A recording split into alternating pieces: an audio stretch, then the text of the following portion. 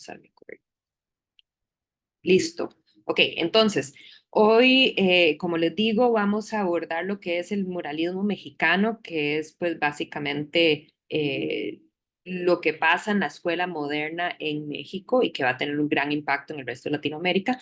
Y faltaría ver también las otras vanguardias, pero eso lo vamos a abordar en la última clase la semana entrante, después de ver pues las presentaciones que faltan. Em, entonces, hoy, como les digo, abordaremos México. Déjame para abrir acá la presentación que es muy larga, pero ya,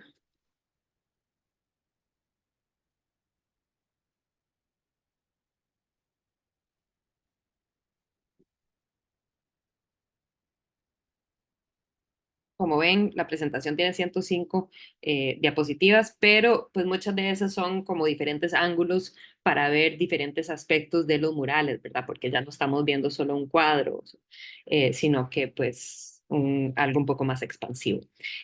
Pero como siempre, para empezar, es importante para mí poder repasar un poquito especialmente aquellos temas que se relacionan directamente a aquello que estamos viendo, ¿verdad? Entonces, eh, les devuelvo a la conversación que estábamos teniendo sobre el indigenismo en el siglo XIX.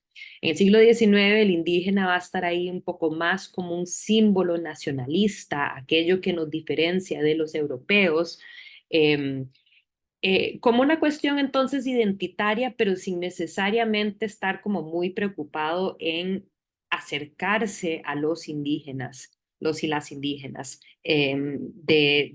pues, que existían en la sociedad. Entonces es una cuestión como más teórica, ¿verdad? Entonces habíamos abordado esto que sí, también en Latinoamérica, en México, hay descubrimientos, en este caso el descubrimiento del pulque, tan importante el pulque, además que pues, es la base del tequila, es como un proceso muy parecido para eventualmente llegar a la tequila, y teniendo también como que un poco más de comprensión en torno a las injusticias que se dieron, ¿verdad? Entonces, artistas como Félix Parra, que se van a enfocar en esas injusticias, en esos masacres, ¿verdad?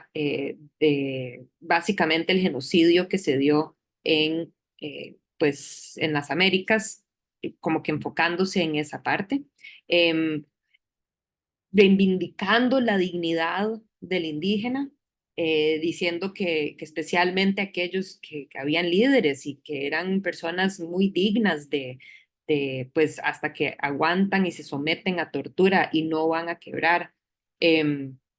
Y por otro lado, también habíamos conversado sobre el aspecto em, del indígena, tal vez en la vida cotidiana, en la cultura popular, pero que se relaciona un poco a eso mismo, o por lo menos estos artistas que viajaban a Europa, en Europa se estaban dando cuenta, y esto se va a dar mucho cuando se llega al surrealismo, pero que los artistas latinoamericanos van a ir a Europa. En Europa se van a dar cuenta que ahí están como un poco cansados de la modernización, ¿verdad? Y que quieren retornar un poco a las raíces, y los latinos diciendo cosas así como que sí, pero nosotros tenemos eso, todavía está muy vivo, retratemos eso, ¿verdad? Y entonces esto en esta obra de Jara lo vemos muy presente, ¿verdad? Esta tradición eh,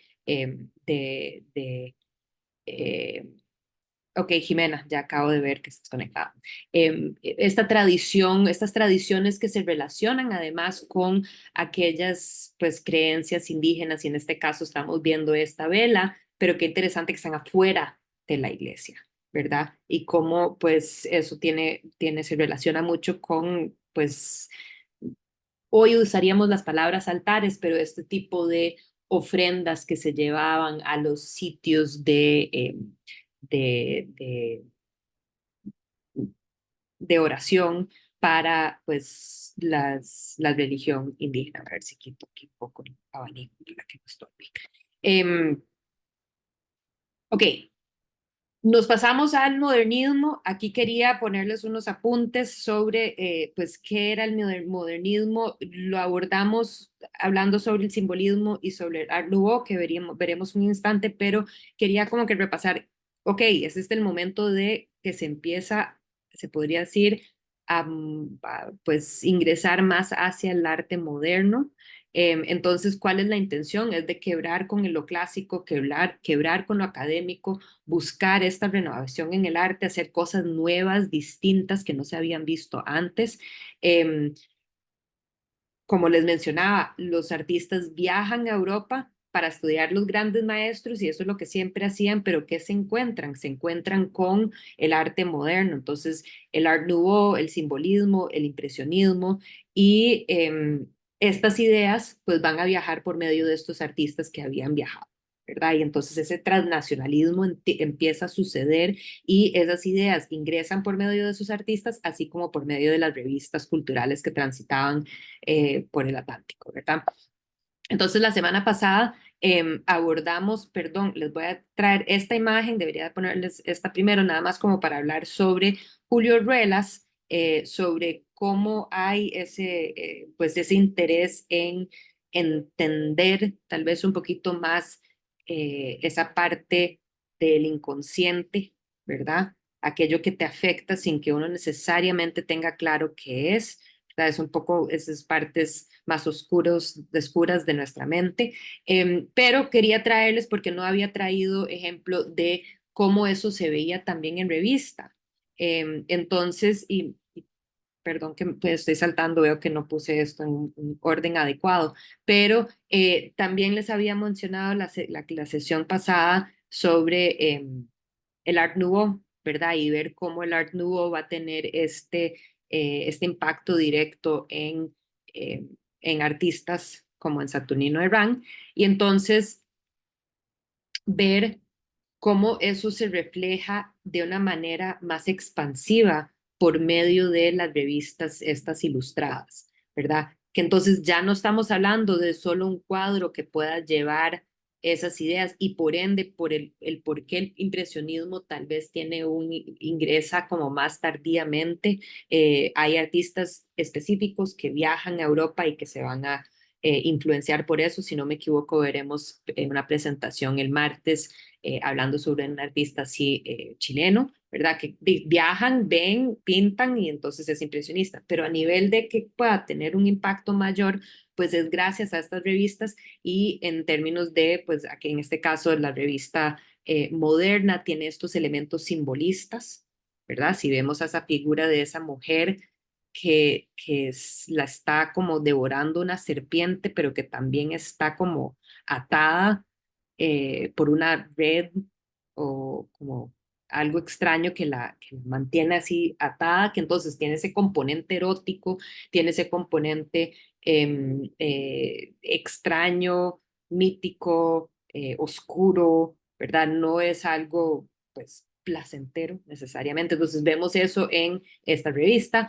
o vemos el elemento del Art Nouveau, con esos cuerpos elegantes, alargados, con contornos muy claros, que pues lo vemos con esta revista ilustrada enseñándonos a Saturnino Herrán. Y les quería traer, porque les había mencionado la clase pasada, que también eso sucedió en Costa Rica, ¿verdad? Y entonces quería enseñarles ejemplo de Enrique Chandy.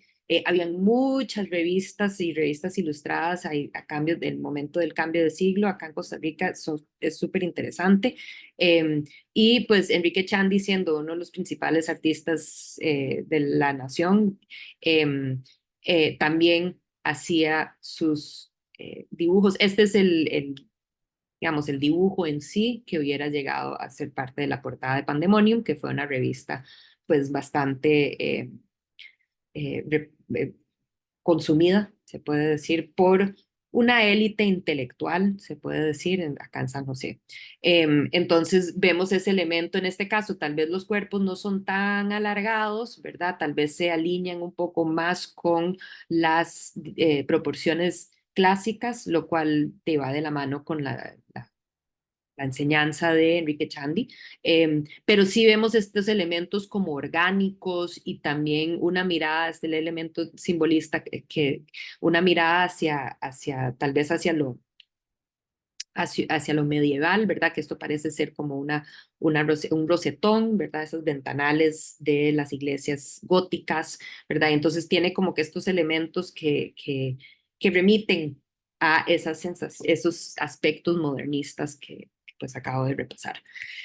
Em, entonces, eso se está dando y también esto era otro tema que hay que abordar, que es como de ese periodo temprano moderno en México, que también es parte de una cultura impresa, y es José Guadalupe Posada, que desde finales del siglo XIX e inicios del siglo XX va a ser una figura súper presente, su obra, su trabajo muy presente en la cultura visual de México, en un periodo muy álgido también, ¿verdad?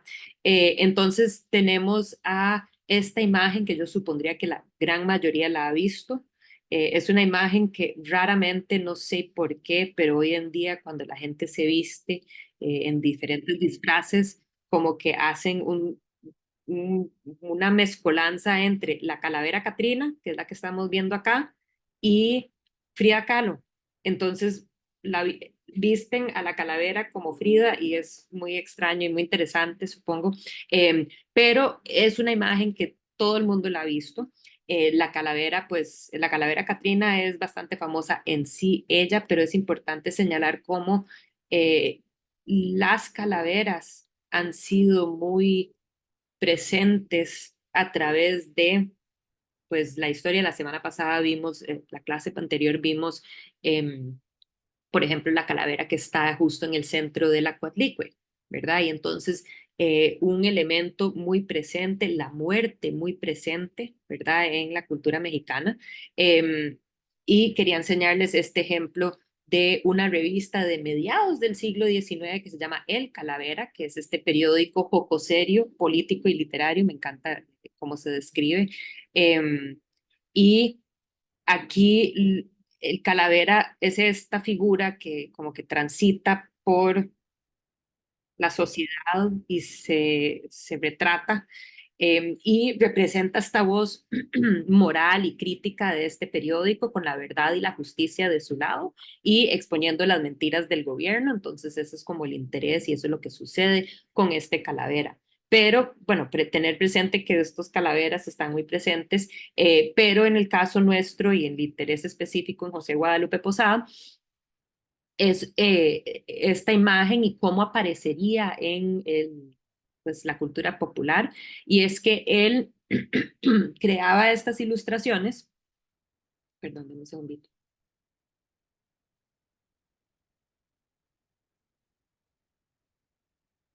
Él creaba estas ilustraciones y se vendían en estos como que eran hojas de periódico, pero una hoja entera, solamente la hoja y era como a diapeseta, digamos, y entonces esos se vendían por montones en la calle y en algunos casos pues contenían bastante texto también. En este caso, aquí en una de las partes dice, eh, la muerte es democrática, ya que a fin de cuentas, güera, morena, rica o pobre, toda la gente acaba siendo calavera. De ahí hace referencia a los que eran estas garbanceras, que era, a ver, un, aparentemente en ese momento se llamaban las garbanceras a las mujeres que eran indígenas o que tenían esas raíces, pero que lograron de alguna manera salir de la pobreza y llegar a tener cierta poder económico, y que aún con ese poder, o sea, teniendo ese poder económico, ignoran o olvidan sus raíces y de dónde vinieron. Y como que se quedan así todas pues metidas en su mundo, digamos, de Nuevo Rico, olvidándose de pues su herencia. Entonces, a eso hace referencia la calavera Catrina específicamente, que es pues sí, esta mujer que tiene la capacidad de comprarse ese sombrero todo elegante, pero que a fin de cuentas no importa, toda la gente acaba siendo calavera, ¿verdad? Y entonces eso es referencia directa a esa imagen en sí, pero pues sabemos que las imágenes estas de las calaveras las iremos a ver, o sea, en la obra de Guadalupe Posada y pues en general en México es muy parte de la cultura popular. Y entonces se ven mucho estas calaveras. Quería enseñarles la hoja en donde, perdón, habla específicamente sobre Antonio Vanegas Arroyo, que era el editor de todas estas páginas que sacaba eh, Posada. Entonces aquí es como con un corrido. Todos estos son como tipo corridos, que son estos poemas que podrían ir acompañados con canción, con música. Eh, o esta otra, el gran panteón amoroso, los traje pues en relación ayer al Día de la Amistad, del Amor y la Amistad. Entonces, entre todas las muchísimas imágenes de estas impresiones, eh, es este panteón, ¿verdad? Y que es cómico, ¿verdad? Es una cuestión como vacilona para entretener a la gente, meramente se puede considerar parte de la cultura popular, eh, pero que hay que tener presente que esa cultura visual va a impactar directamente en la nueva generación de artistas. Entonces, la futura generación de artistas modernos a inicios del siglo XX y las primeras décadas, pues van a tener esto muy presente. Y diría yo que también, o sea, a mí esta imagen que estamos viendo en pantalla eh, hace referencia, perdón, a Zapata, ¿verdad? A inicios, es justo 1900, por ahí de 1910 cuando estalla la Revolución Mexicana, ¿verdad? Y entonces hace pues una referencia directa a, eh, a pues lo que está sucediendo en el entorno, pero a la vez yo le veo muchísima,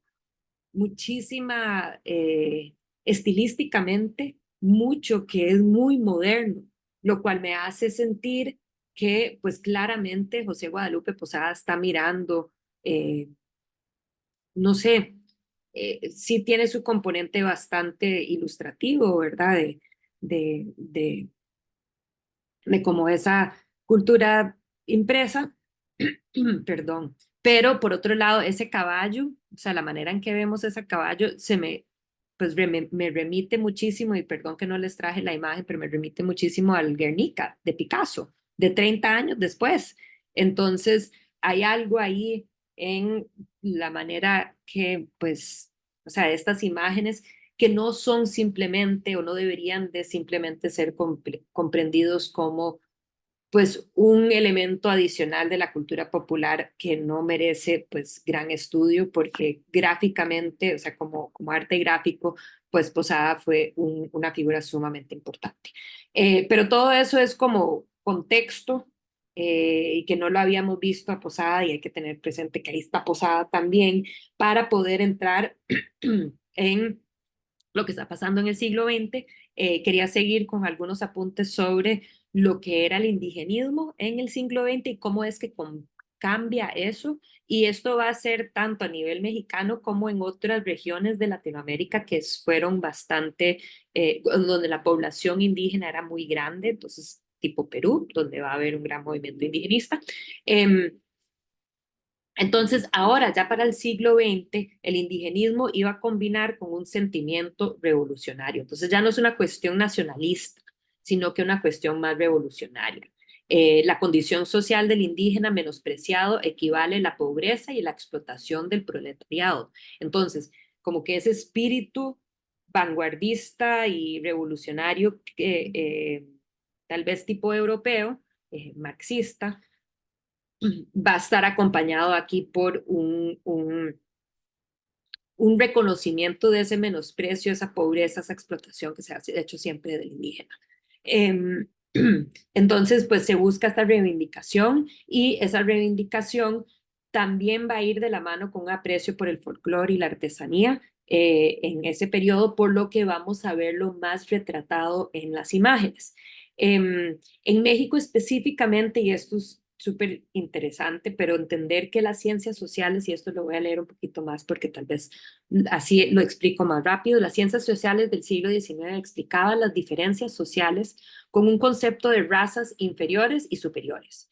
Por un lado, hay la española, menos en número, pero una civilización eficiente, pero y por el otro lado, la indígena, más en número, pero con una civilización retrógrada. Entonces, ahí en las ciencias sociales se explicaba, pues, por qué a los indígenas les iba mal y a los que eran descendencia española les iba bien, pues una cuestión obviamente de que la raza española es mucho mejor y la raza indígena es superior, inferior claramente, o sea, eso es obvio en el pensamiento del siglo XIX.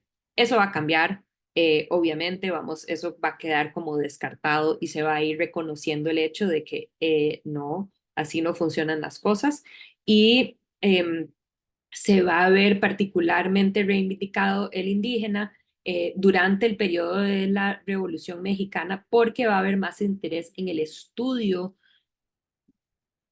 de lo indígena. Entonces, ahí en las universidades se va a empezar a estudiar las diferentes culturas, o sea, se va a empezar a entender que no son todos indígenas, sino que hay diferentes culturas, hay diferentes idiomas, la historia es distinta, la literatura está ahí para poderla estudiar. Entonces, a nivel académico va a haber mayor interés y a nivel arqueológico, antropológico también, y perdón que meto tanto texto aquí, pero es para que pues lo tengan en la presentación y también porque para que no se me olvide nada. Entonces, va a haber una figura sumamente importante a mediados de, o sea, justo en el medio de la revolución. Eh, Este antropólogo y arqueólogo mexicano, Manuel Gamio, va a tener un gran impacto en este nuevo interés en el indígena. Publica en 1916 Forjando Patria, que rechazaba esas ideas decimonónicas, ¿verdad? De que hay razas inferiores y superiores. Y él va a llevar a cabo dos grandes proyectos. Hace una encuesta etnográfica de la población del Valle de Teotihuacán, donde se da cuenta que el 60% es indígena, el resto son mestizos y la mayoría de estos son pobres, tienen una mala dieta y falta de educación. Y lleva a cabo además excavaciones más científicas y empieza la restauración del sitio arqueológico de Teotihuacán. Eso va a ser súper importante. Y se da cuenta que en sus encuestas de esta desigualdad, que el 90% de la tierra está en manos de 7 terratenientes que están ausentes además. Entonces, todo este montón de gente pobre, mal alimentado, sin educación, no tienen nada y después viven en territorio que le pertenece a 7 gatos y que ni siquiera están ahí, ¿verdad? Y entonces ahí es donde pues todo este movimiento también hacia la repartición, una nueva y más justa repartición de las tierras, pues va a integrarse dentro de la Revolución Mexicana. Eh, eh, con la publicación de Forjando Patria y la restauración de lo que era Teotihuacán, pues los mexicanos en sí, la nación en sí, se va a sentir muy atraída por la grandeza de esta civilización precolombina. Como que no, les recuerdo, todo era un indígena pasado y no había unas diferencias ni interés en tener esas diferencias hasta que llega este tipo que Manuel Gamio, que va a estar muy interesado en entenderlo un poco mejor, en el caso específico de Teotihuacán. Entonces, Gamio tiene esta conclusión que los indígenas tienen que ser asimilados en el Estado moderno de México y cree en la reforma agraria y en la redistribución de tierras comunales, elementos que son fundamentales dentro de la revolución, y a través del siglo XX se mantiene un orgullo sostenido y compartido en el pasado indígena con la creación de una de las instituciones más importantes en el país y en el mundo, que es el Museo Nacional de Antropología de México en 1964. Muy temprano para que, o sea, en la historia de los museos, especialmente museos latinoamericanos, de un museo que haga ese gran esfuerzo de identificar todas las poblaciones, de estar sistemáticamente analizando, investigando y analizando, interpretando aquello pues de las diferentes culturas, algo que nunca se ha hecho necesariamente o que hace falta acá en Costa Rica que se haga. Entonces, les quería nada más traer nuevamente la imagen de Teotihuacán hoy y el Teotihuacán que vimos en el cuadro de Velasco y tener presente que es como que así era Teotihuacán, llega Manuel Gamio y ahí es donde se convierte en esto, ¿verdad? Algo que no podríamos decir nosotros que ha sucedido, por ejemplo, en nuestro, eh, pues el sitio arqueológico mm, en este momento, no diría que es el más importante, pero como que el más grande, podría ser Guayao, pero nadie va a Guayao y queda a 50 minutos o quizás 1 hora y 10 de San José, porque igual uno va y dura como 1 hora para llegar a Teotihuacán, es más cerca, distancia, pero no lo hemos hecho, no tenemos ese orgullo por lo nuestro anterior que en México se empieza a dar y se empieza a dar en particular en este momento de la revolución. Eh, y que lo podemos ver, la clase de hoy principalmente bueno, se enfoca totalmente en el muralismo mexicano, o sea, lo que viene, todo esto es como la introducción, se podría decir, pero sí les quería traer algunos ejemplos de cómo se ve también en, pues, en los cuadros, o sea, de obra de pintura de caballete. Entonces les traigo el ejemplo de Roberto Montenegro, en donde vamos a ver un acercamiento al indígena. Todos los cuadros que habíamos visto siglo XIX, el indígena está ahí, pero está como un poquito a lo lejos. Y aquí nos sentimos totalmente, o sea, un cambio completo, claro, integra el hecho del modernismo, eh, este aplanamiento, pues, de cierto modo, agigantamiento de los cuerpos, todo eso va de la mano con lo que están las tendencias modernas, pero a la vez, pues, nos estamos acercando a ese indígena que había sido pues relegado a un puesto así como subsidiario en la manera de concebir la sociedad mexicana.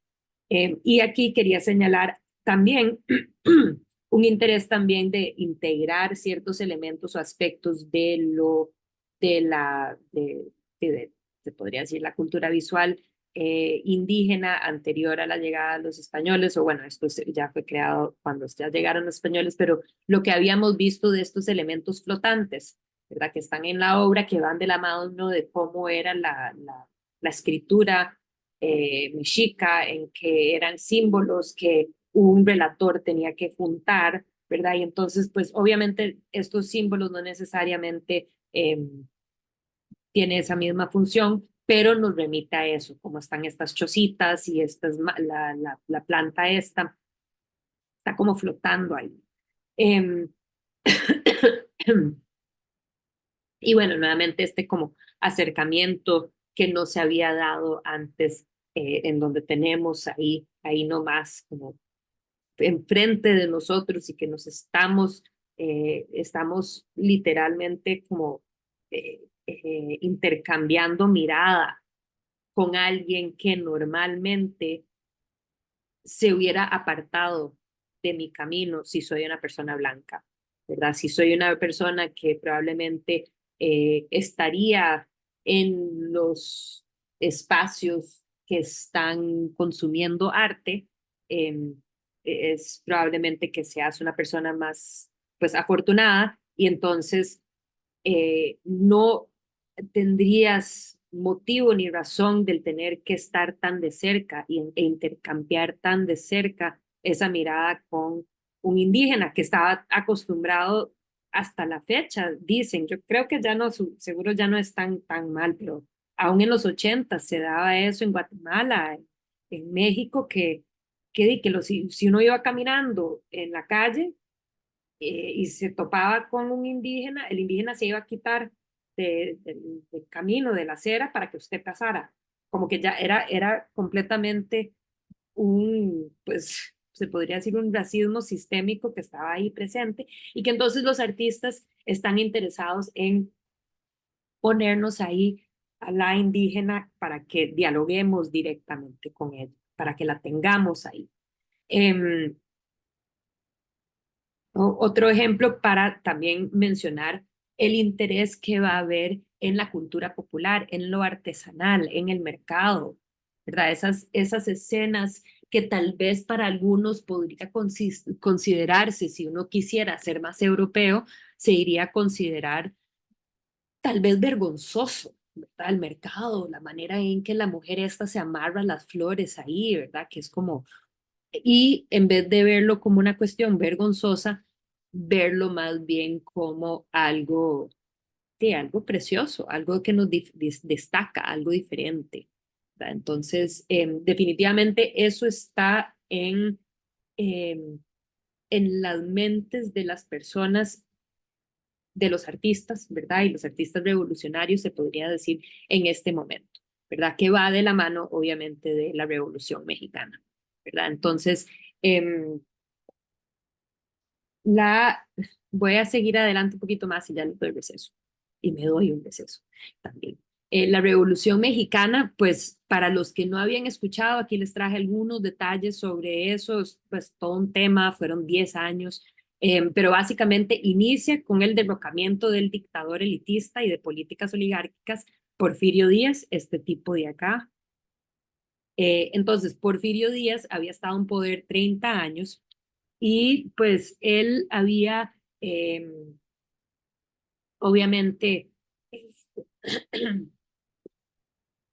¿cómo se dice?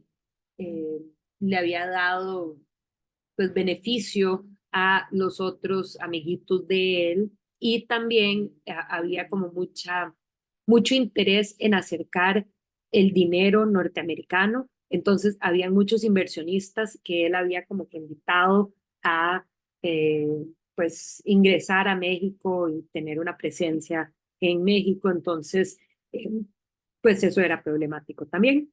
Entonces, durante esos 10 años de la revolución había muchísima incertidumbre, mucha violencia, cambios políticos constantes, habían diferentes figuras que emergen como líderes, probablemente han escuchado algunos de ellos, Francisco Madero, Pancho Villa, Emiliano Zapata, y Zapata es el que habíamos visto en la imagen de José Guadalupe Posada, o la representación de él, fue el que hizo este famoso llamado a tierra y libertad y promulgó la creencia de que la tierra debería estar en las manos de los que la trabajan, ¿verdad? Entonces esta noción de que no deberían ser, por ejemplo, esos 7 terratenientes en todo el Valle Teotihuacán, sino que las personas que verdaderamente están trabajando esa tierra y por ende, pues esta noción de una nueva repartición de tierras. Se abogaba, perdón por la falta ortográfica, por reformas agrarias y por los derechos civiles de las masas. Entre esos se encuentran el indígena, pero también los obreros, los artesanos, quien pues tenían poco derechos, ¿verdad? Y eventualmente finaliza la revolución con la elección de Álvaro Obregón en 1920 y ahí empieza lo que pues se podría considerar un periodo de optimismo, pero no sin haber dejado atrás lo que se estima que fue un total de 2 millones de muertos eh, en esos 10 años de revolución. En, y perdón que hay tanto texto, les prometo, creo que esta es la última filmina que tiene todo ese montón de texto, pero nada más para señalar como algunos puntos básicos importantes sobre el muralismo. El nuevo presidente Álvaro Obregón nombró a José Vasconcelos, una figura que fue sumamente importante. Él lo nombra como ministro de Educación y presidente de la universidad. Y Vasconcelos es un intelectual y político que se suscribe al programa, un programa cultural de muralismo. Entonces, ¿él qué dice? Básicamente que hagamos este movimiento muralista. Él convoca, perdón que me salto hasta acá abajo, pero convoca a Diego Rivera, a David Alfaro Siqueiros, quien estaban fuera del país en ese momento, estaban en Europa y los llama y les dice, vengan, vengan, vengan. No define un estilo necesariamente, estoy hablando de Vasconcelos, él no define un estilo ni una temática, los artistas tenían libertad total durante ese primer periodo que fue del 22 al 24. Y pues para él, según Vasconcelos, la sociedad evoluciona en tres etapas, la más avanzada siendo la estética. Y según él, México estaba por entrar en esta fase, por lo que se dedica al programa del muralismo. Él cree que estaban como que si él apoya a la creación de este movimiento artístico, estético, pues implica que va a estar ayudando y apoyando a que lleguemos a esa tercera etapa de evolución que incluye pues ese componente artístico y estético. Y estaba convencido de que en México la sensibilidad visual es la que domina y por eso había que gestionar esta revolución artística. Eh, Aquí, pues obviamente los muralistas mexicanos, entre ellos Diego Rivera, David Alfaro Sequeiros, habían muchísimos más, algunos veremos hoy, se vieron influenciados por la tradición muralista prehispánica, pero también, bueno, obviamente el muralismo, el modernismo, entonces vamos a ver cómo los movimientos modernistas europeos va a estar como de cierto modo influenciando el estilo, pero también súper influenciados por del muralismo que habíamos visto nosotros, por ejemplo, tempranamente en Teotihuacán, también en la zona de Yucatán. Eh, entonces, ellos van a estar interesados en eso, van a ir a estudiarlo, a investigarlo, y eso también va de la mano de toda esta fascinación o reivindicación de lo indígena que por siempre se había dejado como algo que no valía. Y pues ahí es donde vamos a ver que el muralismo domina entre, entre la década de los años 20 hasta los años 50, más o menos, que en México básicamente por lo general lo principal que se crea va a ser el muralismo mexicano. Y todos los demás países de Latinoamérica de alguna manera u otra van a sentir el impacto de eso y se va a gestionar, aunque sea unos cuantos murales, pero va a llegar a tener un gran impacto en el resto de Latinoamérica. Eh, ok, me voy a detener ahí, ya que les di todo ese contexto, pero no sin antes irnos y escucharles a usted. Voy a pausar. Listo, entonces, ahora sí, como para empezar a abordar el muralismo en sí, qué es lo que vimos, qué era lo que estaba eh, específicamente haciendo, que estaban haciendo estos artistas. Entonces, pues comentar nuevamente, recordarles la importancia de la figura de José Vasconcelos. Y José Vasconcelos, sus ideas, sus conceptos también, cómo los vamos a ir representados en algunos de los tempranos murales que se llevan a cabo en la Escuela Nacional Preparatoria. Antiguamente había sido el Colegio de San Ildefonso, que había sido pues una escuela eclesiástica, y luego se convierte en la Escuela Nacional Preparatoria, que es como la base de la universidad, sobre el cual José Vasconcelos va a ser tanto el secretario de Educación como el director de la universidad, bueno, de esta escuela que es como la universidad, o llega como que están juntos lo que es la escuela y lo que es la universidad en este lugar. Eh, y pues pueden ver en esta imagen, que es relativamente reciente, que todas las paredes acá están cubiertas en murales. Entonces vamos a ver algunos de esos murales y cómo inicia. Inicia, pues como les mencionaba, con el regreso, el retorno de varios artistas que habían estado fuera, Sequeiros y Diego Rivera principalmente. Y les traigo esta imagen de Diego Rivera, que es un collage que él había hecho en 1915, estando ahí, pues muy de cerca y parte del círculo de Pablo Picasso, que para este momento están todavía trabajando lo que es eh, el cubismo sintético, ¿verdad? Que es precisamente el collage y integrar diferentes materiales a la obra.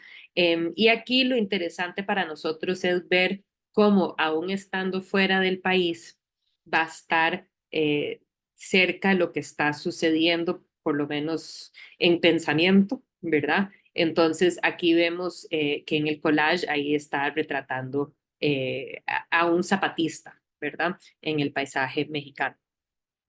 Em, Aunque entonces que iba a estar totalmente anuente de aquello que estaba sucediendo en su país y que lo va a integrar a su arte. Sin embargo, pues habían muchos que lo criticaban a él por no haber nunca, o sea, en los 10 años de la revolución, él estaba fuera del país, él no estaba en México, entonces no participó de la revolución, algo que le criticarían pues en años posteriores, pero aquí pues uno tiene presente que lo tiene en mente, ¿verdad? Entonces él va a ser uno de los primeros muralistas integrados al proyecto de la Escuela Nacional Preparatoria, va a pintar el auditorio y el anfiteatro y esta es su pues primera creación muralista en México. Justo antes de irse, él viaja a irse de Europa, perdón, él decide, como él sabe que lo están invitando para trabajar murales, viaja a Italia para ver los murales renacentistas, ¿verdad? Y entonces no es de extrañar que sintamos como una cuestión ahí que se asemeja en tema, en general, a los renacentistas, porque aquí podemos ver, y creo que les traje. Ah, no, corté la parte del centro. Em, Aquí son, por ejemplo, esta figura de un hombre que emana y que eso se relaciona a esta noción del nuevo hombre por el cual abogaba Vasconcelos, que para Vasconcelos era que se tenía que hacer pues una mezcolanza de todas las razas de las Américas para llegar a llegar a este superhombre del futuro. Entonces, sentimos que ahí está presente esa figura que está dotada de cierta espiritualidad de una entidad superior, pero vemos que hay símbolos que relacionan a esta figura con muchos de lo cristiano, ¿verdad? Entonces, así en sí esta mano, que es como la mano de Dios que emana en muchas obras renacentistas, o los cuatro evangelistas retratados en su forma simbólica, ¿verdad? Y pues lo interesante es ver a la vez integración de otras simbologías. Entonces aquí vemos unas mudras que son pues de la meditación en la India, ¿verdad? Y entonces también hay esta noción, esta sensación de que es una mezcla de muchas culturas que forjan a este nuevo hombre que sale aquí, ¿verdad? De la selva.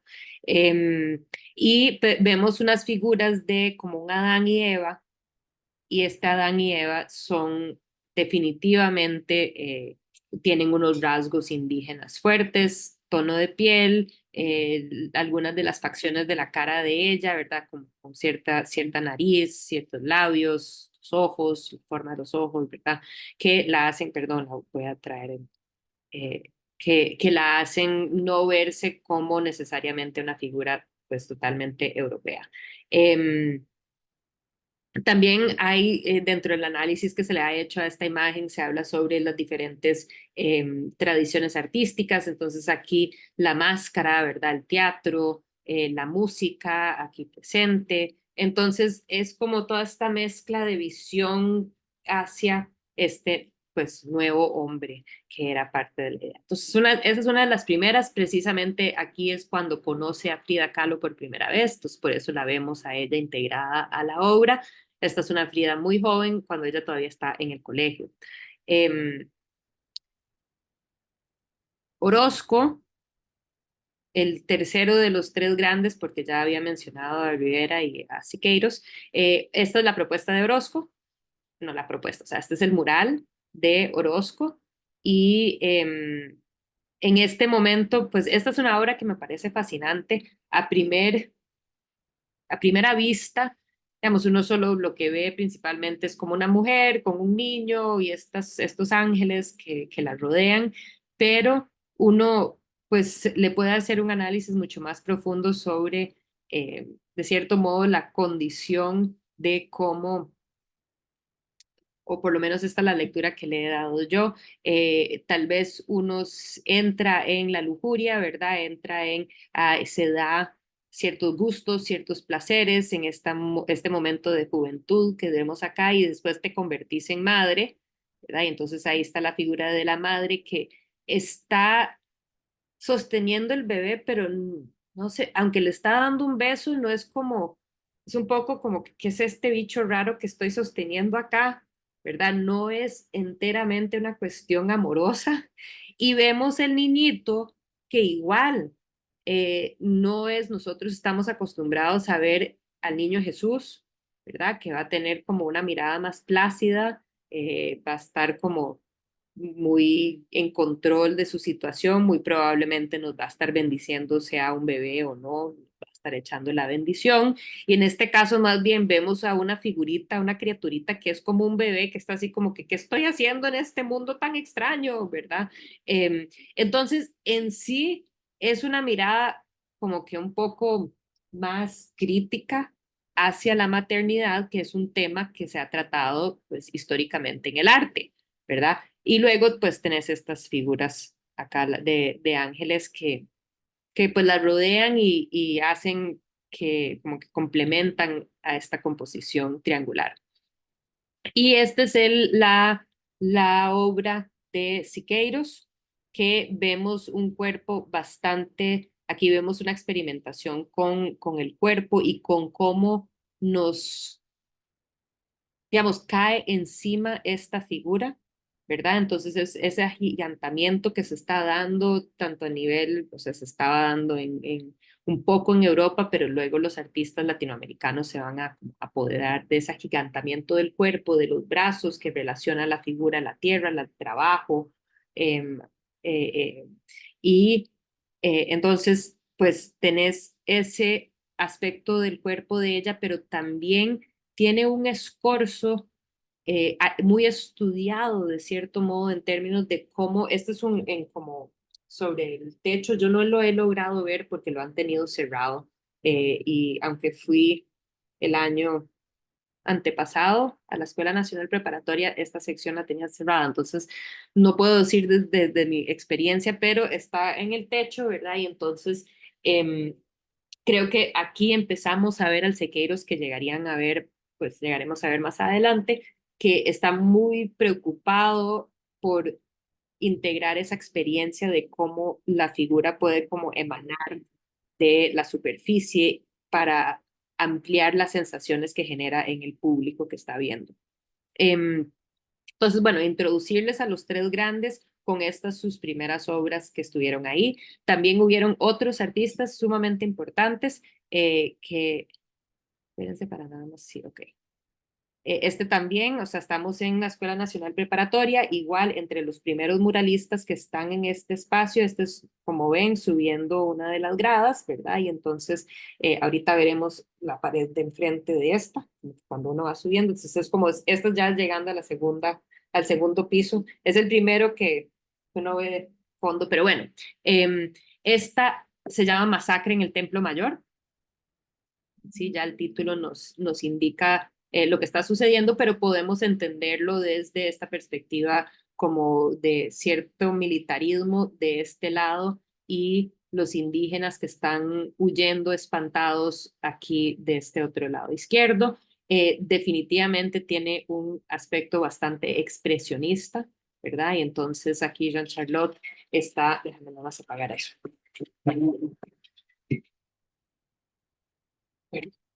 Jean Charlotte está pues jugando con la capacidad expresiva de su medio, pero también podríamos decir que hay una noción la cual va a adoptar mucho también, y vamos a verlo mucho en la obra de Diego Rivera, que es casi cubista en el sentido de abolir por completo el espacio, ¿verdad? Aquí no hay espacio, el espacio está totalmente comprimido.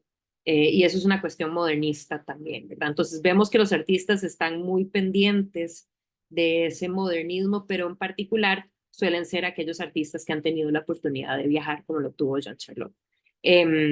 Entonces, este es el lado de John Charlotte. Lo interesante es ver cómo le integra textura a la superficie, o sea, cómo va a experimentar él y va a integrar esto que honestamente no sé qué son. O sea, esta es una foto que yo tomé, no estoy clara cuáles qué son, pero me parecen a mí me parecen chapas, como chapas de botellas, pero creo que no, probablemente es una cuestión así de bronce que él logra integrar a a la superficie. Entonces, eso también en sí es bastante experimental.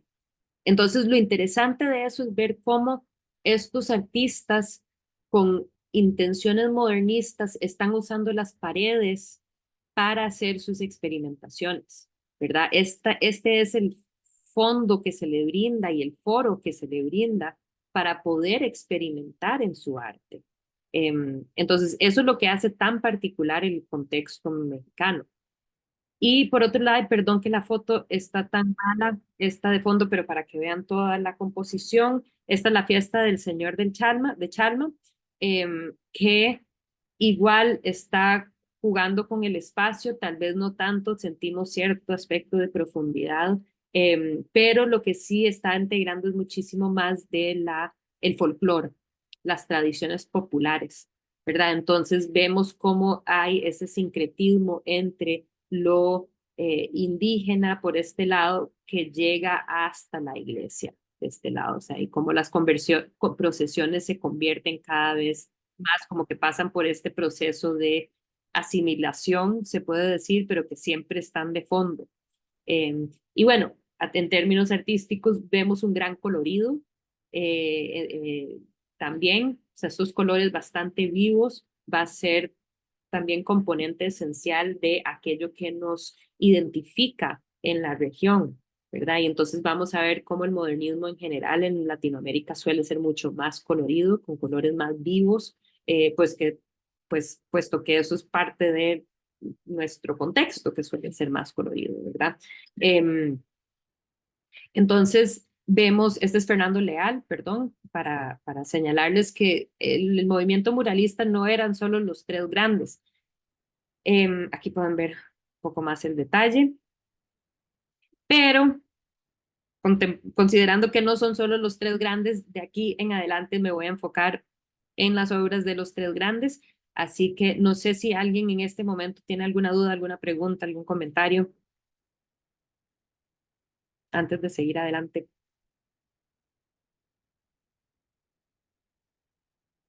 Ok, estamos bien. Entonces, el primero en el que me voy a enfocar es Orozco. Clemente Orozco, José Clemente Orozco es eh, él no se puede decir que él estuvo durante toda la revolución, pero al opuesto de Siqueiros, quien sí había participado en militarmente, digamos, en milicia, eh, eh, Orozco no, pero eso era también porque a Orozco le faltaba un brazo, había tenido un accidente de joven y perdió su brazo. Y entonces eso es importante para considerarlo a la hora de ver su obra y saber que está pintando estos grandes murales con solo un brazo. Pero también pues él no participó necesariamente y él tenía unas ideas que uno podría decir casi más anárquico, ¿verdad? Él va a tomar una posición mucho más como hacer como ácida a la situación.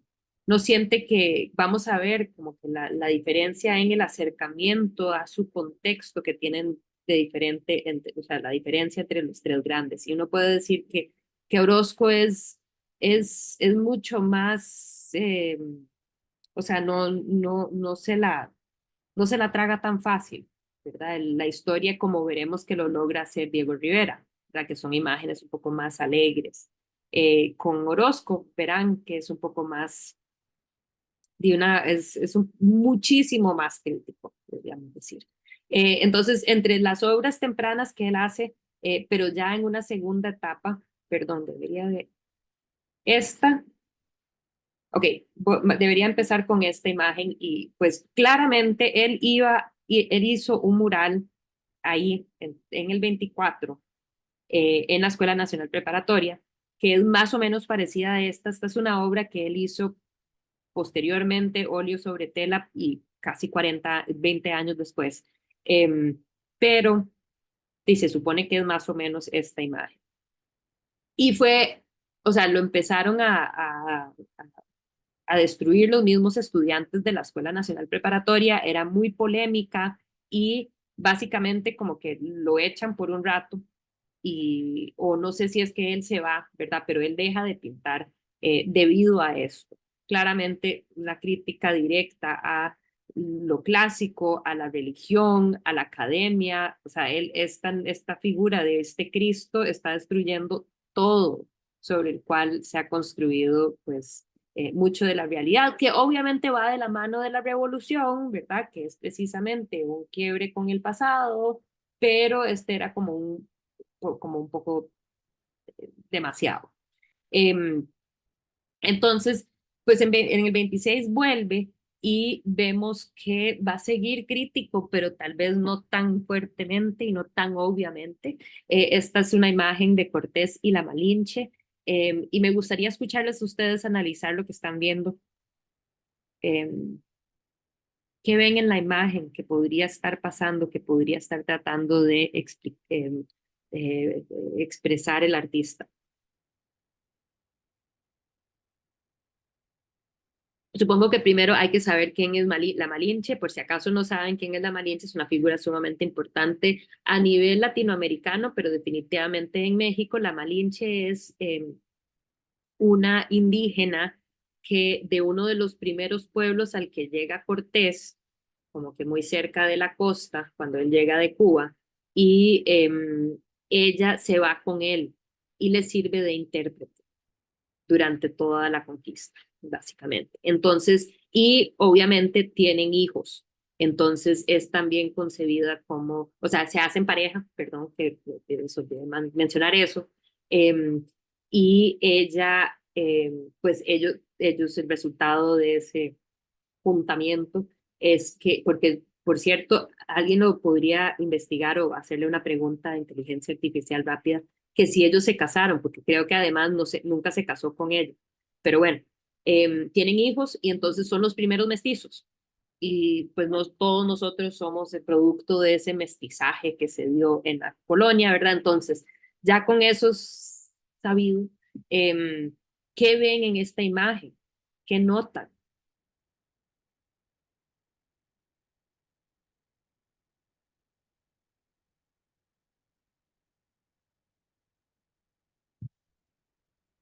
Como un poco, no sé, la sujeción de los indígenas y como este gesto que él tiene sobre ella, digamos, de estar ¿Ok? como deteniéndola o, Ajá, no sé, totalmente. sujetándola, digamos. Ajá. Está asegurando que ella no se adelante de ninguna manera, o sea, no se salga también de su dominio, la tiene muy controlada y ella ahí dócilmente con la mano y además que ven en la parte inferior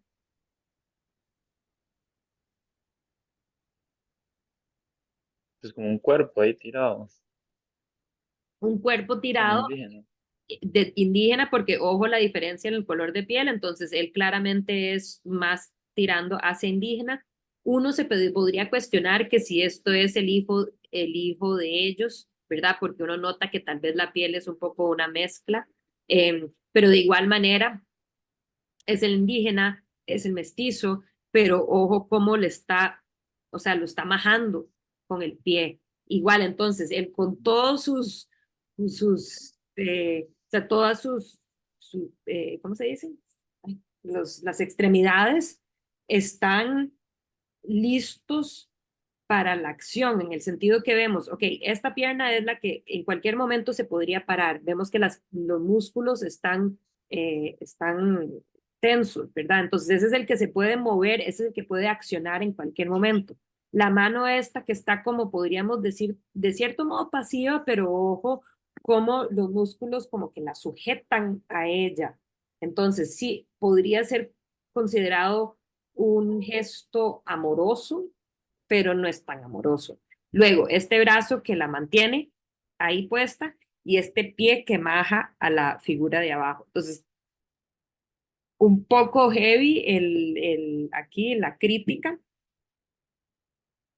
que es un poco más, em, es una versión poética de decir tal vez lo que había dicho Félix Parra en su obra del masacre en Cholula, ¿verdad? La masacre en Cholula, en donde se ven todos esos indígenas como que masacrados y ahí Hernán Cortés, ¿verdad?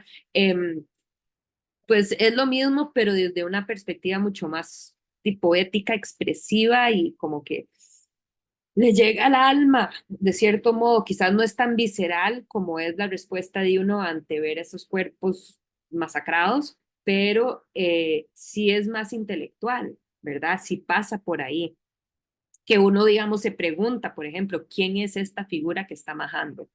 Eh, esta otra, el franciscano, igual, no sé si alguien quisiera comentar lo que ven o lo que piensan de esta imagen, es súper intensa, uno va caminando y ahí están, ¿verdad? Y es como,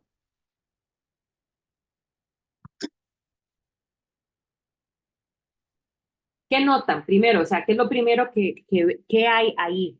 ¿Qué vemos ahí? No hay que analizarlo todavía necesariamente, como que en los pasos iniciales de el análisis de una obra de arte, primero empezamos con lo que vemos. Entonces, ¿qué es lo que vemos ahí? En lo más objetivo posible. Un abrazo. ¿Ok? Un abrazo entre quienes. Pues parece que una persona esclava y un franciscano. ¿Ok? Muy bien. Entonces, vemos por un lado una figura de un franciscano. ¿Cómo sabemos que es franciscano? Pues por el mecate este que le amarra el chuica, como decía diría mi papá, y que está abrazando una figura que claramente es indígena, ¿verdad? Ojo la diferencia en el color de piel, ¿verdad? Entonces, y que uno no sabe si es que es esclava, pero definitivamente está mal, sea quien sea, no está bien esta figura, está como un poco demacrada, se le ven todos los huesos, como que la pancita la tiene como gordita, pero no es como de gordura, sino como probablemente de enfermedad, pues las piernas las tiene como muy delgadillas, está como colgado ahí en un beso que también es muy extraño, ¿verdad? Ese beso que se están dando y cómo esta se subsume completamente la figura del pues indígena, mestizo, totalmente en este abrazo. Entonces, vemos cómo no es que ha desaparecido esa crítica de Orozco. Voy a seguir adelante, esta ya la vimos. Esta es una de las principales imágenes que se suele usar cuando hablamos sobre Orozco y para que vean cómo todo se integra de una imagen para la otra, ¿verdad? Entonces, este es una serie, una pared inmensamente grande, no sé si ahí tengo las dimensiones. Espérese. Eh, no, no tengo las dimensiones acá. Ok, pero bueno, es toda la pared me voy a devolver un toque nada más para que se den una idea. Es, esa es toda esta pared, no, no me acuerdo ahora si es de la de abajo, toda, pero bueno, el punto es que es toda la pared, creo que es esta de abajo, es toda esta pared, lo largo de esta pared, ¿verdad? Que es bastante largo. Y entonces se pueden dar una idea de, de cómo se juntan una imagen a otra imagen, pues esta muy claramente muy crítica, pero lo que me interesa es ver esta obra porque esta es la Trinidad Revolucionaria. Y entonces este es el soldado, el obrero y el artesano, ¿verdad? Pero el artesano también incluye como el campesino, ¿verdad? Entonces tenemos el soldado acá, el obrero y el artesano campesino acá, ¿verdad? Y entonces, ¿cuál es el problema? Pues todos tienen cierta discapacidad, de cierto modo. Este está ciego y está cegado el soldado por esta gorra frigia que tiene, que la gorra frigia pues implica la libertad, ¿verdad? Es la gorra esa, la libertad de la Revolución Francesa. Eh, pero que aquí lo tiene a él cegado, ¿verdad? Y este está sin poder ni siquiera ver la realidad porque se está escondiendo detrás de sus propias manos, tratando de pues esperar de que sus oraciones le den algo. Entonces, también inhabilitado. Y el pobre artesano campesino, que ni siquiera se quiere necesariamente meter, pero que sí se enfrenta a este tipo de acá, pues no tiene manos, entonces no puede trabajar, se le ha incapacitado completamente cualquier capacidad de poder pues seguir adelante en lo suyo, ¿verdad? Entonces, la Trinidad Revolucionaria normalmente debería de ser algo después de la revolución que se que se homenajea, ¿verdad? Que es algo importante, que hay que ponerlo en un pedestal, porque esos eran los protagonistas de la revolución, por eso, por ellos se estaba peleando. Y ellos son los que hacen, lideran la pelea, ¿verdad? Estos son los más importantes. Y ojo, la mirada de Orozco ante ellos, ¿verdad?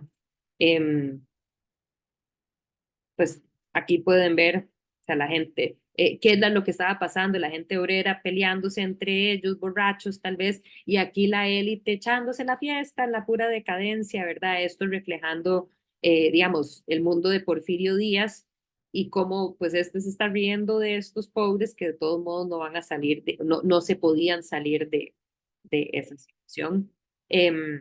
La tristeza, ¿verdad? De la revolución, como las pérdidas que hubo, les mencioné que eran 2 millones y eso es algo que José Clemente Orozco va a visualizar, no va solo a heroizar lo sucedido en el pasado, sino que pues es una cuestión bastante triste, ¿verdad?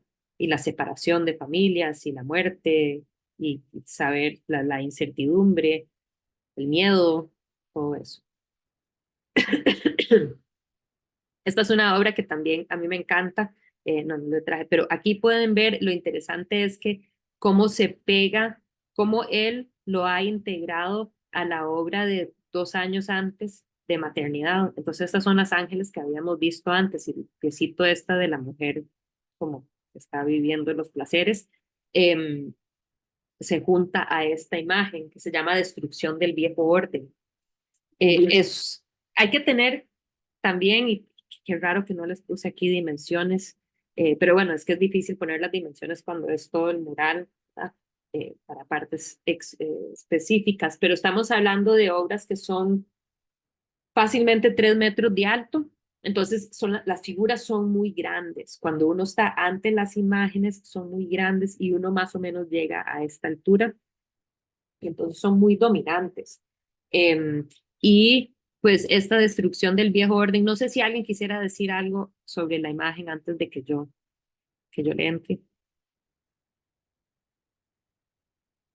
Ok, vemos dos figuras, ¿verdad? Que dos figuras de hombres que en eso y parece ser pues gente de este probablemente como un soldado, este probablemente como una figura del proletariado, un tipo de campesino por el sombrero, entonces son personas como de la clase eh, media baja, ¿verdad? Las personas para los cuales se había hecho la revolución y están mirando hacia atrás, hacia la destrucción de todo lo que había habido. Y entre eso vemos elementos que nos remiten a la iglesia, a lo grecorromano, ¿verdad? A lo clásico por medio de la columna.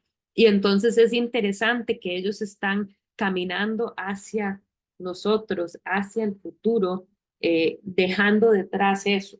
Entonces, aunque es una imagen de destrucción, hasta cierto punto siempre he sentido que esta es una de las obras más optimistas de Orozco. ¿Por qué? Porque estos señores en un momento se van a voltear y cuando voltean la mirada lo que van a ver es nosotros. Y entonces es muy interesante, o en el caso de ellos específicamente, o sea, iban a voltear la mirada y ver los estudiantes, los jóvenes de la Escuela Nacional Preparatoria y mirar hacia el futuro, ¿verdad? Entonces, eso para mí siempre ha sido como un aspecto bastante positivo, bastante optimista de esta imagen. Pero voy a seguir adelante porque sé que estoy durando mucho tiempo y hay que seguir adelante para seguir viendo los demás. Eh,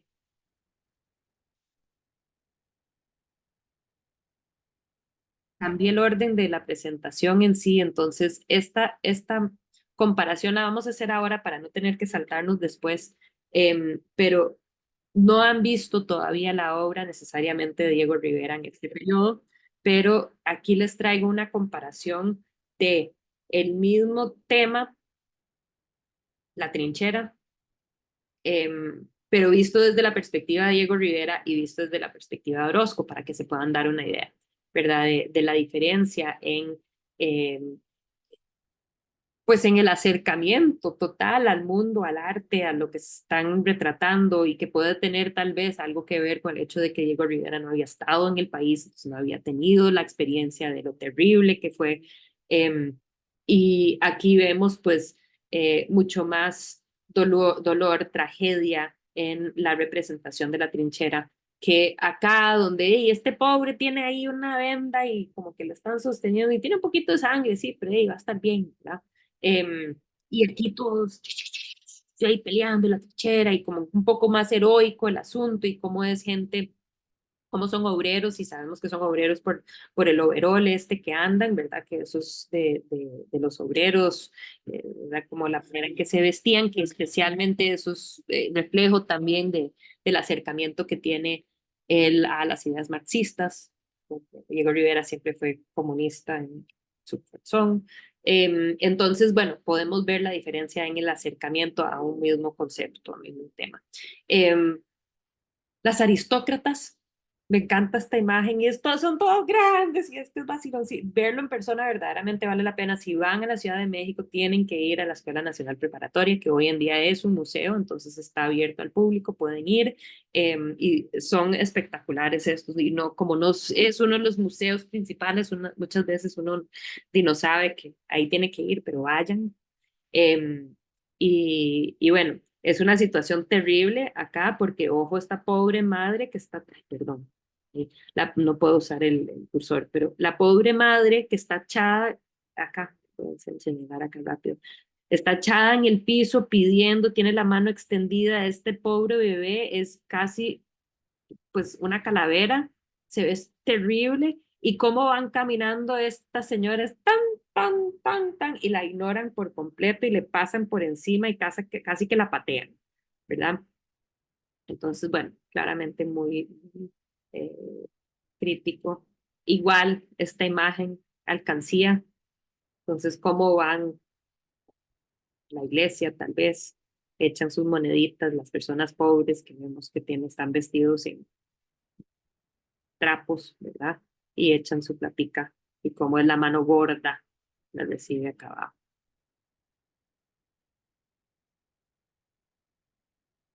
Interesante, es de 1926, pero ya estamos viendo una suástica.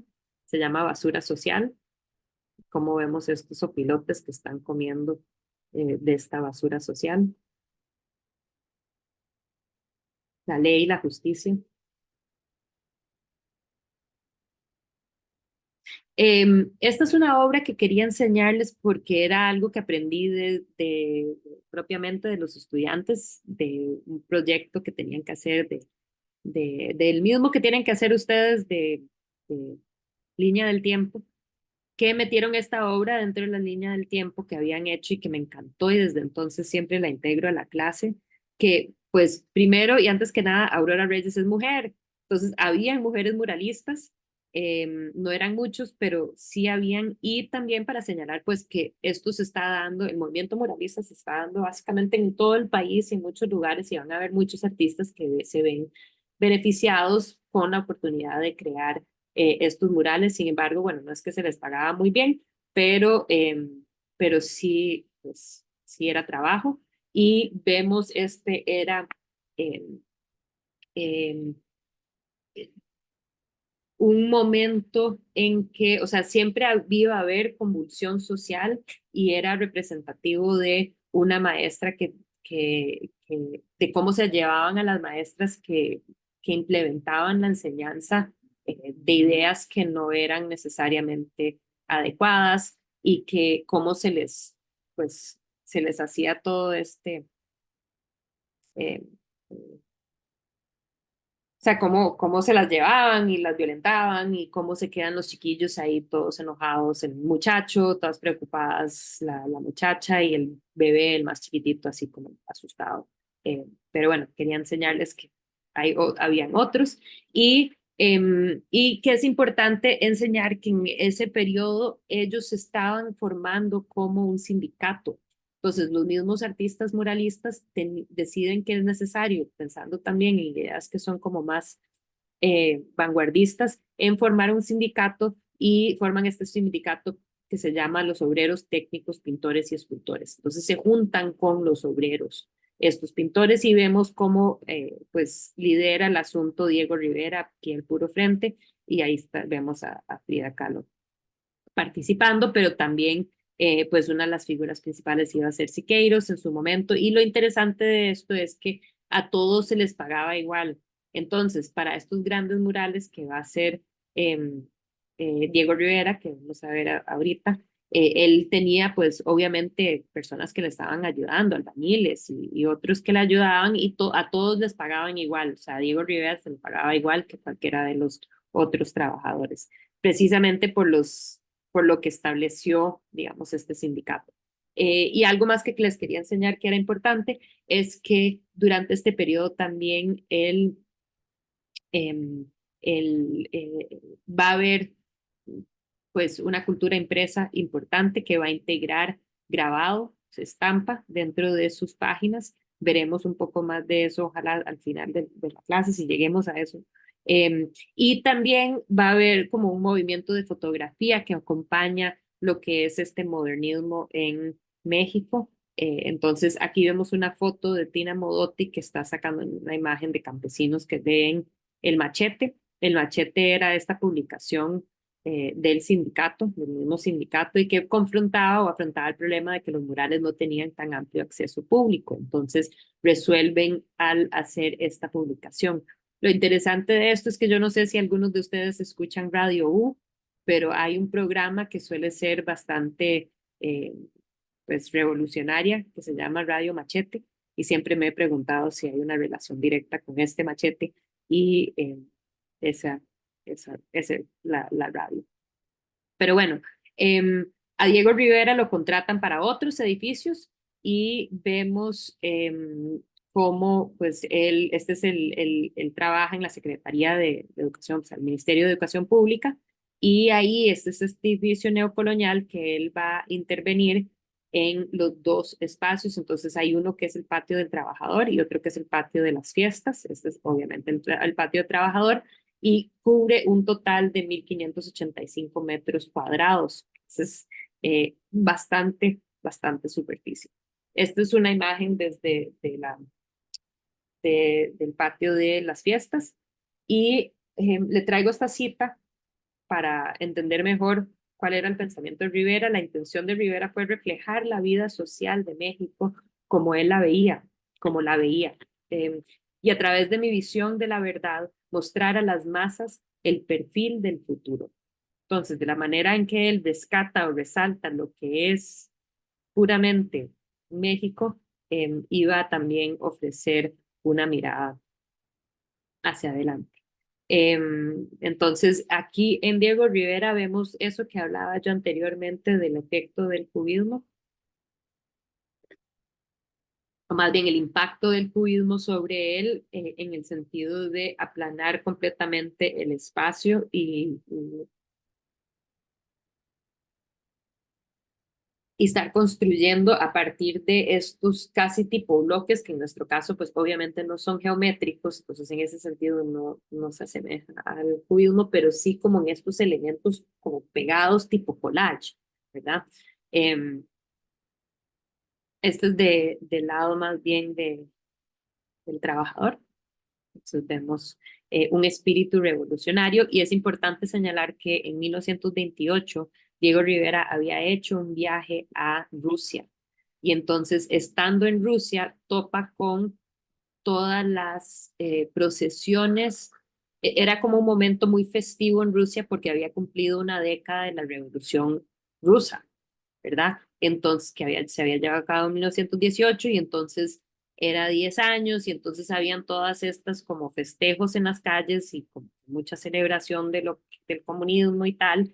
Y entonces él aquí hay una serie de bocetos que él había hecho, o sea, de libros de bocetos que él hizo estando allá, y él va a integrar eso dentro de su visión de lo que está creando acá, mezclándolo con el movimiento eh, local, porque de cierto modo hay algo de orgullo en el hecho de que la Revolución Mexicana inició antes que la Revolución en Rusia, ¿verdad? Pero bueno, aquí mezclando Tierra Libertad con, con los comunistas. Diferentes imágenes, voy a seguir adelante. Esta es la capilla de Escuela Autónoma, lo está creando en el mismo momento, pero es pues algo distinto. Me encanta la manera, o sea, Diego Rivera claramente es un excelente artista eh, en el sentido de cómo construye sus composiciones. Entonces, vemos ese elemento muy claro de una despreocupación por el espacio vacío porque domina también sus composiciones, ¿verdad? Están totalmente repletas y como vimos en de la fiesta, ¿verdad? Pero, pero logra hacer unas composiciones que se sienten, que están muy saturadas, digamos, de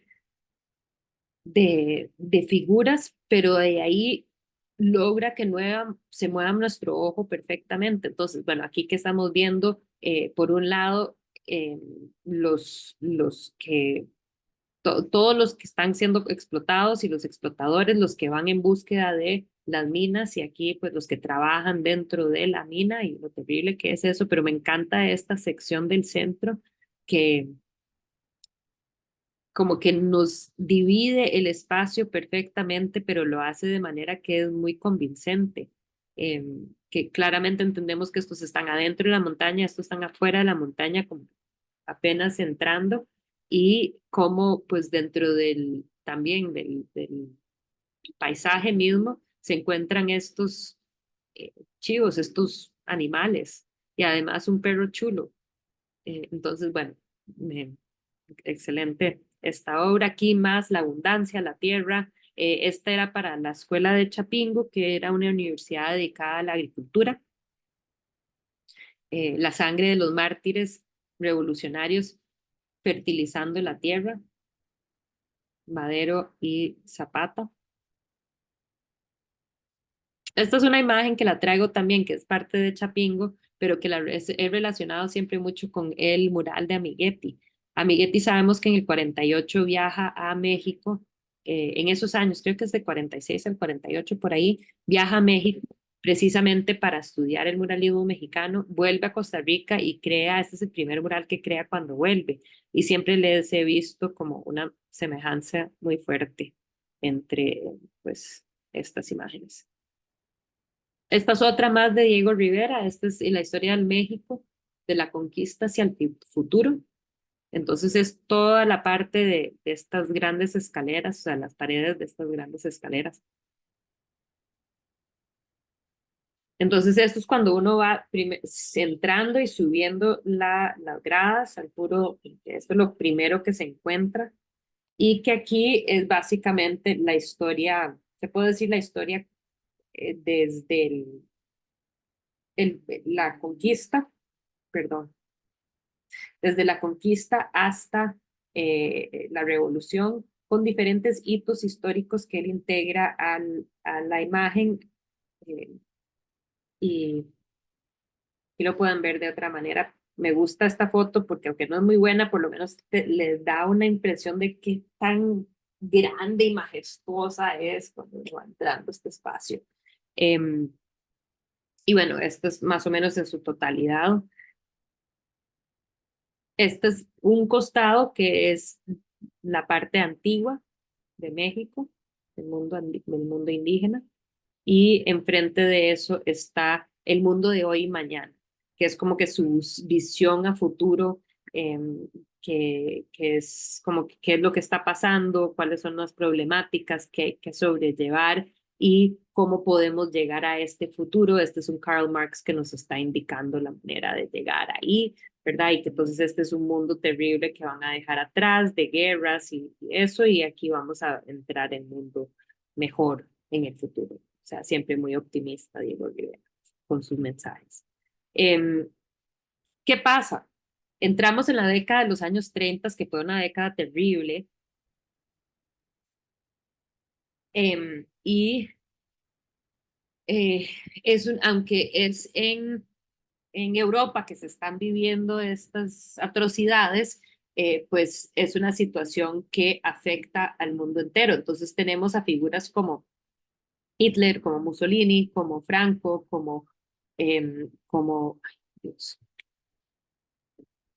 como Stalin, como Franco, que están aquí pues con un tipo de fascismo, dictaduras, autoritarismo terrible, y el mundo entero lo está viendo y lo está viviendo. ¿Verdad? Entonces vamos a ver cómo eso va a impactar directamente en la obra creada, digamos, en un poco estas visiones un poco más apocalípticas que veremos reflejadas en algunas de las obras. Entonces, un Orozco, por ejemplo, que viaja a Estados Unidos y está allá por muchos años porque pues no le está yendo necesariamente muy bien por lo tan crítico que era en México. Y, eh, y bueno, interesante, aquí este es el ejemplo de la biblioteca en Dartmouth College, que es una de las universidades más prestigiosas de las pequeñas universidades privadas, digamos, de Estados Unidos, es muy prestigiosa, y cómo lo contratan a él para pues pintar este mural en la biblioteca, y cómo sería estar uno, yo siempre me pongo a pensar cómo sería estar uno estudiando, sacando libros en esta biblioteca, y esta es la imagen que tengo ahí presente. Solo les voy a enseñar algunos ejemplos, pero interesante ver la diferencia entre Angloamérica, Hispanoamérica, desde la perspectiva de Orozco, ¿verdad? Entonces aquí todos, esto siempre me hace pensar en si han visto The Wall de Pink Floyd, We Don't Need No Education, ¿verdad? Y todos así como igualitititicos y todos como que ni siquiera vuelven a ver lo que está pasando y todos cumplen con sus deberes cívicos y eso como que entonces esa es la perspectiva que él tiene de Angloamérica, pero que Hispanoamérica aquí somos todos unos serruchadores de piso, todos ahí como atacándonos de atrás, todos como que tras lo más para nosotros, para cada uno, ¿verdad? Es como la corrupción siempre muy presente. Y este también, Dioses del Mundo Moderno, me parece muy interesante pensando específicamente de estar en ese contexto universitario, con todas estas figuras en sus togas académicos, ¿verdad? Y pues que ahí está esta calavera como que se está desquebrajando, que está pariendo uno más de ellos, ¿verdad? Pero que todos están, pues es una visión muy acérbica de la situación.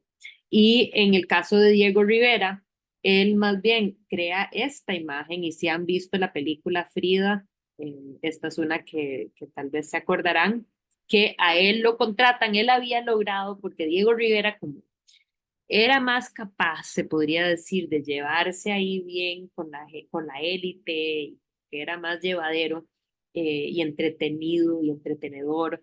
Entonces, él se llevaba bien con la gente como con los Rockefeller y ese tipo de gente en Estados Unidos y con mucho dinero, y entonces ahí lo empiezan a coleccionar y exhibir en el MoMA, porque ahí hay relaciones entre Rockefeller y junta directiva del MoMA, pero también lo contratan para crear esta obra, creo que aquí tengo, sí, aquí está la foto, de un mural que él hace justo en la entrada de uno de los edificios del Rockefeller Center, que era obviamente de los Rockefeller, y ahí pues lo que hace es que integra muchas imágenes, aquí lo podemos ver un poquito mejor, de figuras comunistas. Entonces tenemos a Trotsky, tenemos a Lenin, ¿verdad? Que están aquí presentes, Lenin, Trotsky, Marx, ¿verdad? Entonces, totalmente la ideología marxista integrada en el seno del mundo capitalista, ¿verdad? Que es el Rockefeller Center. Entonces, pues se arma todo un burumbum en torno al tema y como sale en un artículo en el New York Times, publica este artículo titulado Rivera perpetúa escenas de actividad comunista para los muros de RCA. RCA es el edificio de este mismo, el Rockefeller Center, y Rockefeller Jr. paga la cuenta, ¿verdad? Entonces se arma un escándalo y básicamente le dicen, madre, tranquilo, nada más quite ahí los elementos comunistas y puede seguir pintando y todo bien y le seguimos pagando el asunto. Y él se niega y básicamente pues deja el proyecto y de ahí pues demuelen lo que había pintado hasta el momento.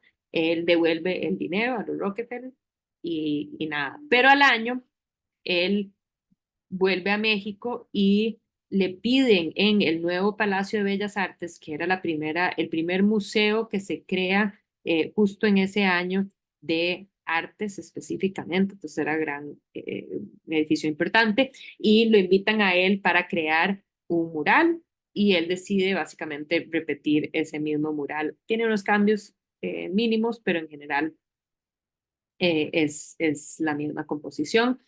Se llama el hombre del universo, perdón, el hombre controlador del universo, perdón, controlador del universo, pero también conocido el hombre en el cruce de los caminos, ¿verdad? Y entonces hace referencia mucho a todo lo que está sucediendo, los movimientos sociales, el fascismo, la guerra, todo lo que se ha visto y se ha vivido, los avances científicos, que eso hay referencia en esto que está viendo desde esa capacidad de controlar y ver las estrellas y los cosmos con esa capacidad de ver y entender mejor por medio del microscopio el mundo celular, ¿verdad? Y entonces aquí es como que este momento del hombre, pues en donde se siente que es controlador del mundo, pero que también es un cruce de caminos en términos de sistemas políticos, de maneras de organizarnos en la sociedad y demás, ¿verdad? Se podría comentar mucho más sobre esta obra aquí como para que se den una idea. No es el mejor emplazamiento para murales, pero es que es muy difícil estos grandes murales. Entonces, esto pueden darse cuenta que hay como estas grandes columnas enfrente. Entonces, nunca vas a tener una excelente perspectiva de la obra. Pero bueno, ese está de un lado y aquí pueden ver un poco pues, algunos detalles. Ahí las células, las estrellas, las brutalidades de la Primera Guerra, con lo que es la gas venenosa y las ametralladoras. Aquí Marx, Trotsky. Y bueno, al otro lado invitan a Orozco y esto es lo que pinta Orozco. No sé, creo que aquí lo pueden ver como que ya de lejos. Entonces aquí las mismas columnas que están de frente y pues esta es la composición que hace Orozco. Por eso tiene esa línea, porque uno lo tiene que unir con dos fotos. Y Orozco pues tiene una manera mucho más eh, terrible de ver la vida. Se acostumbra, y aquí lo cito, se acostumbra la gente a la matanza, al egoísmo más despiadado, al hartazgo de los sentidos, a la animalidad pura y sin tapujos. En lo político, otra guerra sin cuartel, otra lucha por el poder y la riqueza. Subdivisión al infinito de las facciones, deseos incontenibles de venganza, intrigas subterráneas entre los amigos de hoy, enemigos mañana, dispuestos a exterminarse mutuamente llegada la hora. Y bueno, esta es su perspectiva de la sociedad. Lo interesante es, y ahora qué triste, que tal vez llegaremos a volver a ver ese carácter, ese animal nuevamente en el mundo de la política global, pero pues diferentes, que este se parece demasiado a Trump, esta figura de acá, esta grande cara. Em, la decadencia, ¿verdad? La intriga, la matanza, el control, todo está encendido. Entonces, bueno, ese es Orozco en los años 30, aquí pueden ver algunos detalles. Y no puedo terminar esta sección sin abordar Siqueiros. Siqueiros es una figura que de todos era el más militante, se podría decir. Em, y pues era el que como que más se integraba a los movimientos sociales, salía como a pelear y demás. En los años 30 también va a estar en Estados Unidos y más bien va a ser muy importante dentro del contexto de allá. Precisamente va a ser en su taller experimental en Nueva York que donde, no sé, donde tiene, perdón, donde aprende Jackson Pollock a utilizar y otros artistas del momento. Uno, los que estaban muy interesados en lo que era el muralismo en Estados, pues por ese lado, ese interés en el acercamiento y la percepción que puede tener uno ante la obra, pero también experimentar en lo que son materiales, pues un Jackson Pollock que va a empezar a usar esos esmaltes, pinturas de carro y ese tipo de cosas, porque Sequeiros siempre era tremendamente experimental en todo lo que hacía, ¿verdad? Entonces, este es un cuadro más bien, no es un mural, pero pues va de la mano con todo esto que estamos hablando de las dificultades de vivir en esa década de los 30 y 40, ¿verdad? Aquí haciendo referencia directa a Mahatma Gandhi, que era pues revolucionario pacífico en la India buscando la independencia. Eh, y aquí podemos ver que no es de extrañar la relación directa, y perdón que no les he traído una imagen, pero asumo que tienen a Jackson Pollock en sus mentes, ¿verdad? En pintura de chorretes que él llega a hacer en los años 40, pero cómo va a influir en lo que llegaría a ser los artistas del expresionismo abstracto de la Escuela de Nueva York, básicamente pues unos años después, y pues él era tremendamente experimental con sus materiales, aquí logrando ciertos efectos debido a diferentes procesos que lleva a cabo para pintar. En este caso, la obra se llama Suicidio Colectivo, pero vemos que hace referencia directa, si nos enfocamos en algunos detalles, a la conquista, ¿verdad? Entonces aquí vemos como un tipo de monumento precolombino, prehispánico, y de este lado, pues soldados, ¿verdad? Presididos por uno más grande, que sería el conquistador del momento. Aquí podemos ver el ejército más bien, pero que no se ve muy claro y muy en detalle, pero que están vestidos con diferentes tipos de vestimenta se relacionan a los animales, a los zoomorfos, que era cómo se vestían los soldados eh, mexica, ¿verdad? Los soldados en general prehispánicos, y cómo hay un suicidio colectivo cuando se dan cuenta pues que van a perder. Entonces aquí se ve eso, para que se den una idea del tamaño de la obra. Les traje esta imagen. Este es uno de los murales más importantes que él creó en México. Es para el Sindicato de Electricistas y nos permite entender mucho aquello que ejemplifica la obra de Sequeiros.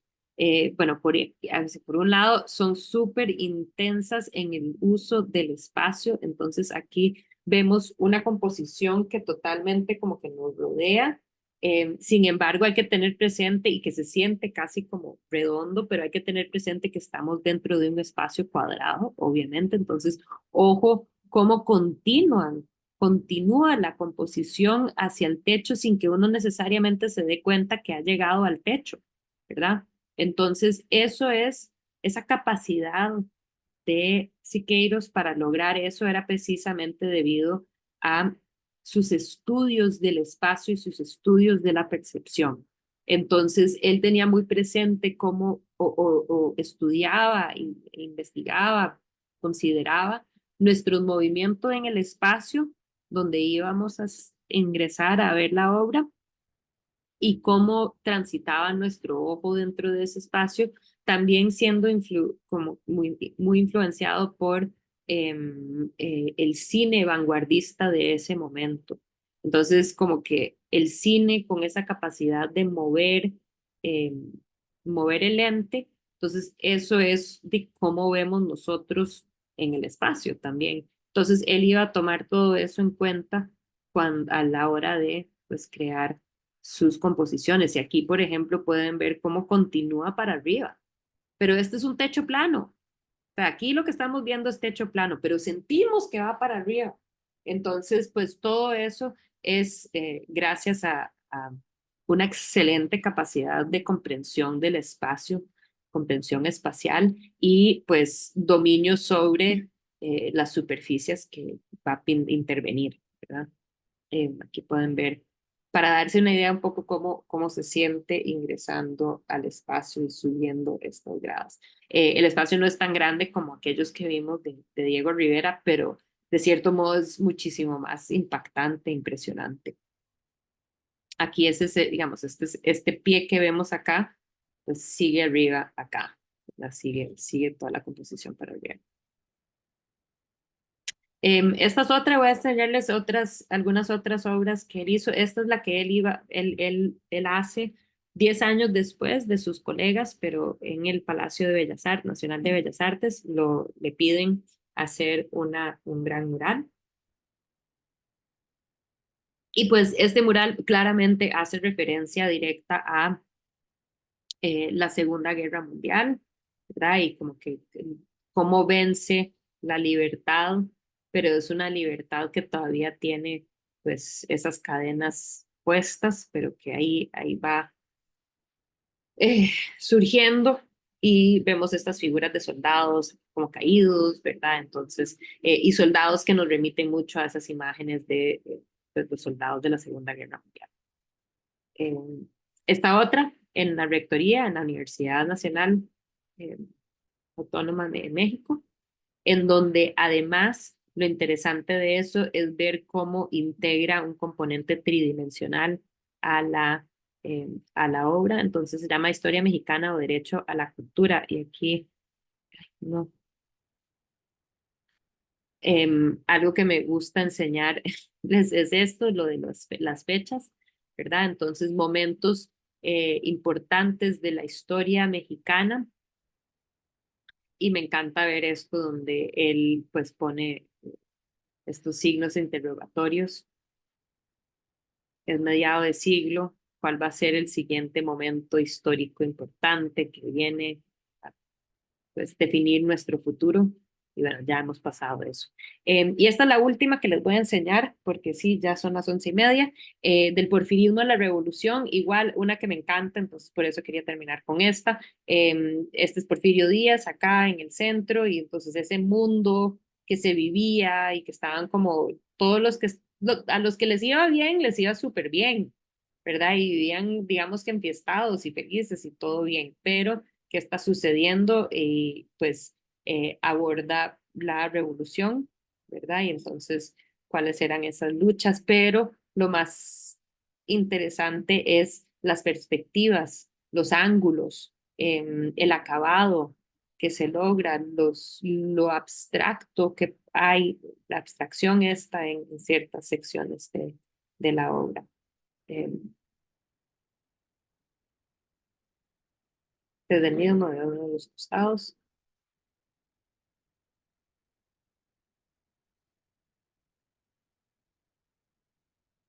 Y bueno, lo último que les quería hablar era el taller de gráfica popular, nada más para abordar que en este mismo momento hay que tener presente que la estampa también va a tener un papel fundamental. Entonces estamos hablando del muralismo por un lado y la estampa por otro lado. Este es un retrato de Posada, pero hecho por Leopoldo Méndez, uno de los principales figuras del taller de gráfica popular. Entonces es interesante, pues aquí nos señala que está hablando de 1902, que Posada, José Guadalupe Posada, el Posada que habíamos visto al inicio, cómo fue tan importante como figura y cómo él está observando pues las tragedias afuera y los está retratando, los está integrando a su obra, pero cómo entre estos artistas del taller de gráfica popular van a ser muy antifascistas, la deportación de la muerte, haciendo referencia a la Segunda Guerra Mundial o haciendo referencia a los cambios sociales, que ahora puede estar una familia indígena paseándose y montados en un carrusel, y eso sería. Entonces,